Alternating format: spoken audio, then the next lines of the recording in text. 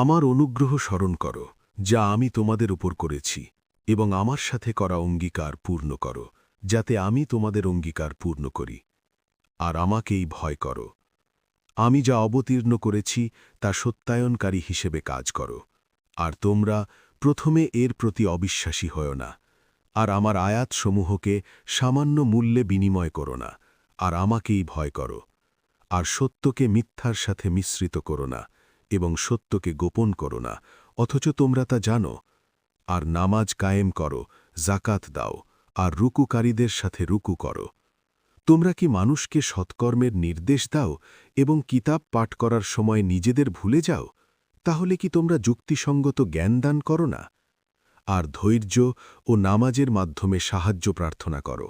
আর এটা কঠিন, বিনয়ী আত্মসমর্পণকারীদের ছাড়া, যারা নিশ্চিত যে তারা তাদের প্রতিপালকের সাথে সাক্ষাৎ করবে এবং তারই দিকে ফিরে যাবে। হে বনি ইসরায়েল, আমার অনুগ্রহ স্মরণ করো, যা আমি তোমাদের উপর করেছি, এবং আমি তোমাদেরকে বনি ইসরায়েলের উপর শ্রেষ্ঠত্ব দিয়েছি।